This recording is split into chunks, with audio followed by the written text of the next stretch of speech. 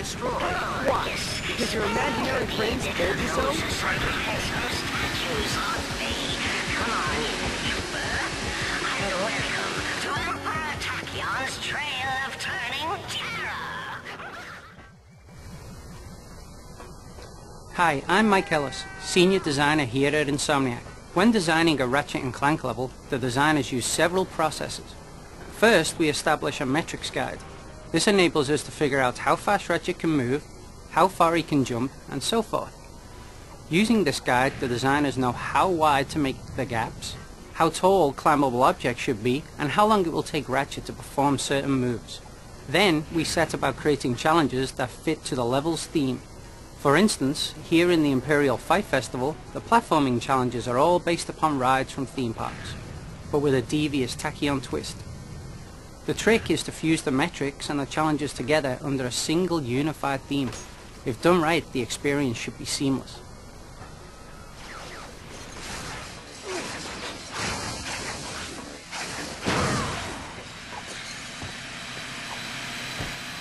Mind the superfluous spinning blades of doom. They're superfluous. We figured out the appropriate amount of spinning blades and then intentionally added more.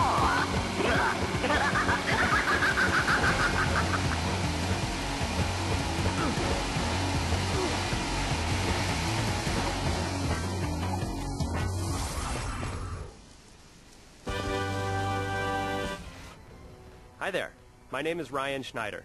I'm Insomniac Games Marketing Director. Captain James is a character we created in honor of James Westbrook, a boy in Oklahoma who was paralyzed in a car accident. In early 2007, his family was featured on a popular US TV show called Extreme Makeover Home Edition, where the Westbrooks' home was completely rebuilt and each family member received a special room to commemorate their hobbies or lifestyle. James loves video games and wants to design them when he grows up. So we wanted to help James get started on his dream. Because of the show's format, we had to concept, model, rig, animate, and program Captain James within 1 week. It was well worth the effort, and we hope you enjoyed blasting away with him. Mike Handler, if you require a vegan or kosher meat. Hi, I'm Jake Sones. I'm the interface designer. I designed and scripted the HUD, menus, and vendors.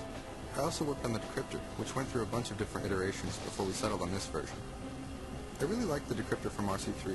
Had a good old-school feel to it, since we took a lot of inspiration from Tempest. This time I wanted to keep a similar vibe, but give it more of a puzzly feel. We started off thinking about wacky hybrids of other old-school games, and briefly considered something that would have been like a mashup of Puzzle Bobble and Arkanoid. But we ran into all kinds of logistical problems when figuring out exactly how that would work. The version we settled on was initially inspired by Pipe Dream. In order to bring the 6-axis into the mix, we looked at some of the wooden labyrinth games where you tilt a board to move a marble through a maze. After a bunch of tweaks to get the ball rolling and board tilting to feel right, we took it to playtesting, where we ended up redesigning several puzzles so they'd be more readable. If you're playing in challenge mode, you'll notice that we swapped out the puzzles for harder versions. Some of those are the original puzzles that proved too difficult for the first playthrough. Others I designed specifically to be extra tricky. Hopefully there'll be a couple that you'll need to look at for a bit before you get them. Good luck!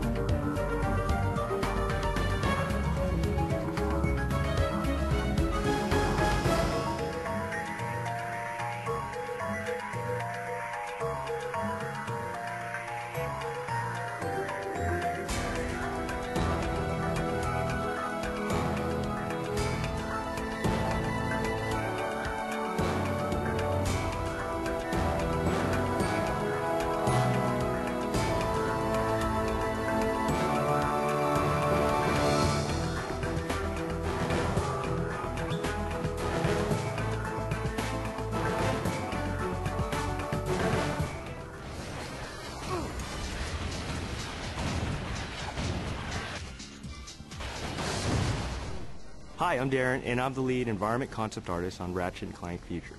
In this section, I'm going to talk a little bit about how concept art ties in with the construction logic of the game environments. And here, we'll be looking at some of the ideas and processes that went into Slag's base.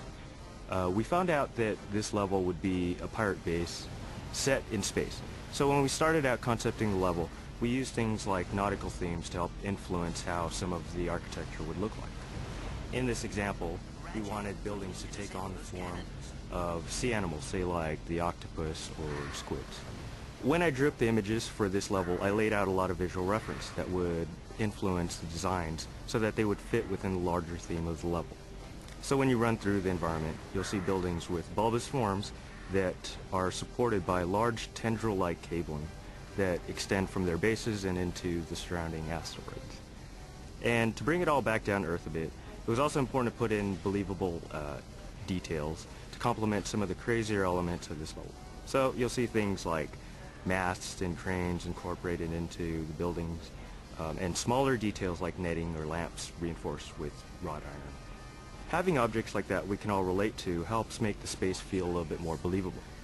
So there you have it. It's just one of the many examples of the types of thinking that starts from ideas and images and ends up as a final game level.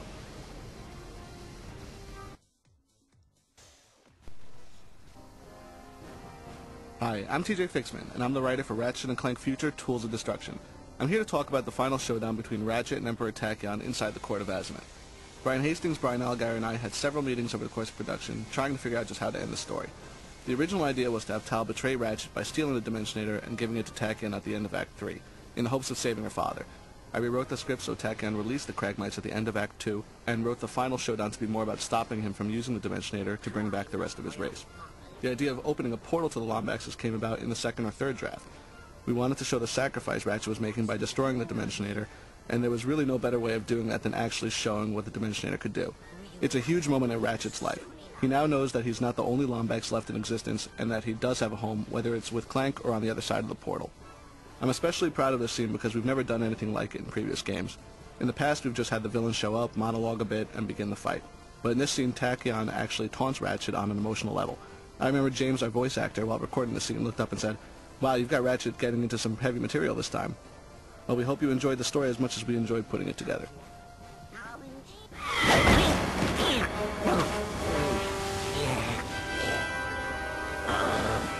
You can't kill me, Lombax. Only I know your true purpose in this galaxy. Only I know your true name. The Cragmite return is inevitable. Your kind will never be safe. Do you hear me? Never!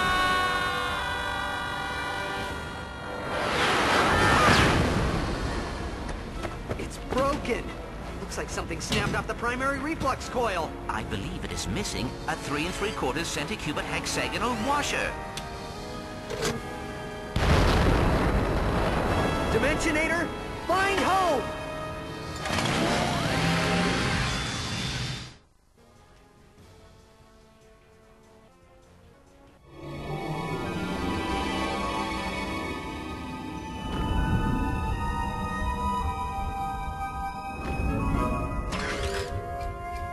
Ratchet, are you all right?